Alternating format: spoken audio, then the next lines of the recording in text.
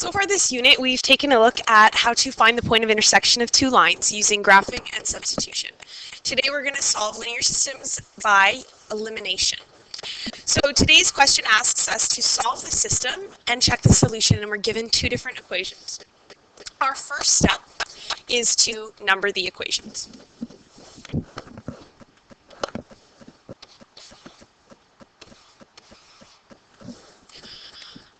Now, our second step says that we want one of the variables to have the same coefficient in both equations. So I'm going to look at the x variable first. Now, the x variable in the first equation has a -3 in front of it, so the coefficient is -3.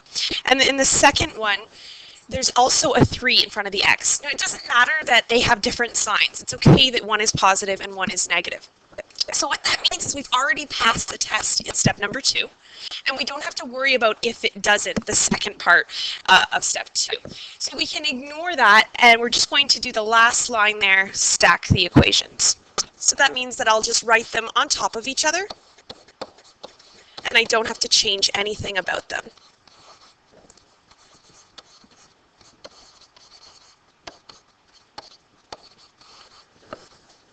Now, step 3 says to add or subtract the equations to eliminate the matching variables. Now, we said that our x variables matched. Now, if I were to think about subtracting -3 minus 3x, that would just make -6x. So I don't want to subtract the equations. If I were to add them, because the signs are different, they would add up to 0x. So I'm going to add these two equations. And that means I'm going to add all of the matching terms. So -3x plus 3x gives me 0x's. So I don't need to write anything in the space underneath the x's. I'll just leave that space blank. In the y column, I've got positive 5y plus -2y. And that gives me 3y. I'll stack the equal sign underneath, and then I'll add the numbers on the right-hand side. 7 plus -1 gives me 6. And at this point, I'm on step number 4 in the list of steps, and I am going to solve for the remaining variable. So that means I want to figure out what y is equal to. I've got 3y, so to get rid of 3 times y, I'll divide both sides by 3. And I'm left with y is equal to 2. So I've got my first part of the coordinate. So moving on to step 5. Step 5 says to sub the value into either equation and solve for the other variable. So we can sub y equals 2 either into equation 1 or into equation 2.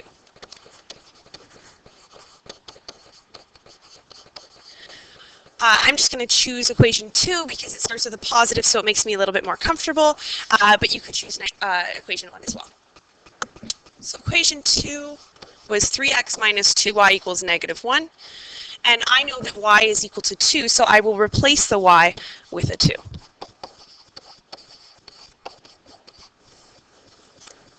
And now I'm going to solve for the other variable, which is x. So I'm just going to do 2 times 2 gives me 4.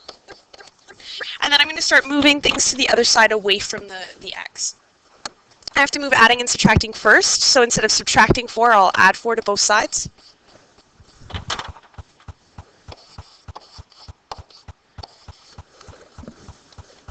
And then finally, to get x by itself, I've got 3 times x, so I'll divide both sides by 3. And I'm left with x is equal to 1.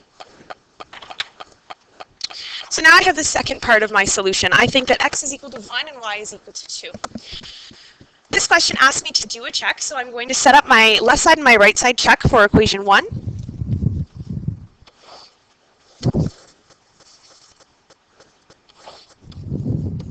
For equation 1, the left side of the equal sign was -3x plus 5y, and the right side was 7.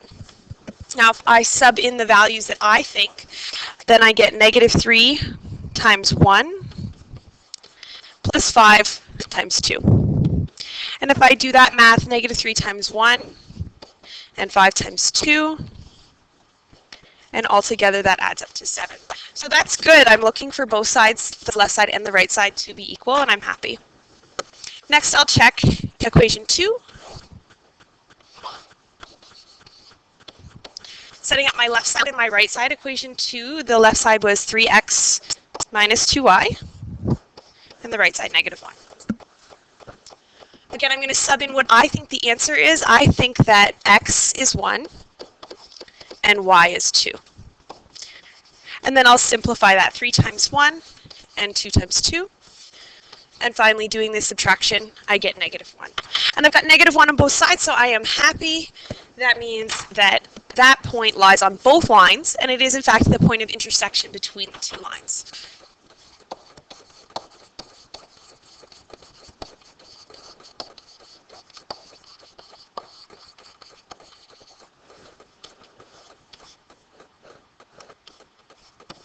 So always writing my solution with x comma y. Moving on to example 2, again, I'm solving the system. This time they don't ask me to do a check. I've got 2 equations, and my first step is to number them. Again, we want one of the variables to have the same coefficients in both equations. When I look at the x variables in this equation, the first one has a 3 in front of it, and the second one has a 2, so they don't match. And if I look at the y's, the first one has a 5 in front of it, and the second one has a negative 1, and they don't match. So in this example, we do have to go through with the if it doesn't, multiply all parts of one equation to make the coefficients match. So what I want to do is either change the x variables to have the same number in front of them, and I can do that by multiplying the first one by 2 to make it 6, and multiplying the second one by 3 to make it 6. Or taking a look at the y variable, the first one is already 5. I could multiply the second equation by 5 to get a negative 5 in front of the y. That's a little bit simpler because I only have to multiply one equation. So that is what I'm going to do. I'm going to take equation 2 and multiply it by 5. When I do that, I have to multiply every single part of equation 2. I have to multiply the x part by 5, the y part times 5, and the plain old number on the other side also needs to be multiplied by 5.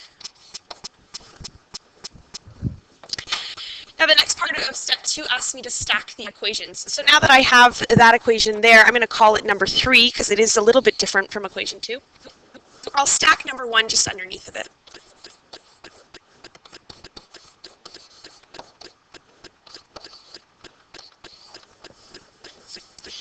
And now I'm moving on to step 3, add or subtract the equations to eliminate the matching variables. I've made it so that the y variables match, and the y variables have different signs. One is negative and one's positive. So in order to eliminate the y's, I'm going to add these 2 equations. So I'm going to add the x variables. 10 plus 3x's gives me 13x's. I'll add the y variables. Negative 5 plus 5 equals 0 y's, and they disappear or are eliminated. Stacking my equal sign, and then adding the numbers. Negative 25 plus 12 gives me negative 13. And now I'm on to step 4, solve for the remaining variable. So I want to get x by itself, but I've got 13 times x. So I'm going to divide both sides by 13 so that I'm left with 1x on the left side and negative 1 on the right side. And I've got my first coordinate. So moving on to step 5, I want to sub the value into either equation and solve for the other variable.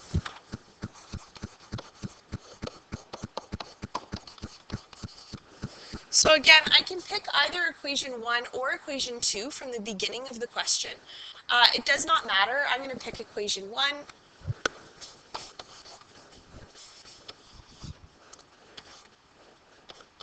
So I'm replacing the x with the negative 1 as I copy equation 1 down. Now that means that all the x's are gone and I'm just left with the y, so I'm going to simplify and solve for y.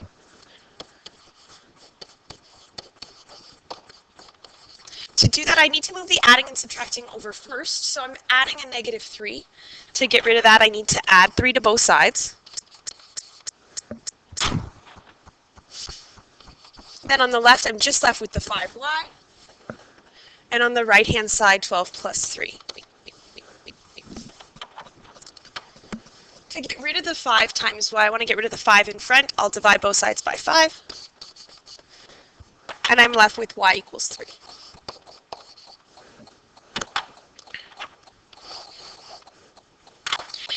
question didn't ask for me to do a check, so I can skip over step 6, but it is a good idea to just do the check quickly on your calculator. So if you think that x is -1 and y is 3, I would come up and just do that check in equation 2. I would type in 2 times what you think x is, -1, minus what you think y is, 3, and hopefully on your calculator you would get the answer -5.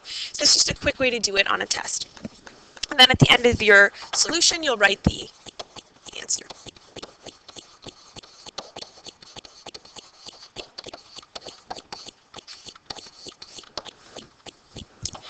Good luck with your homework.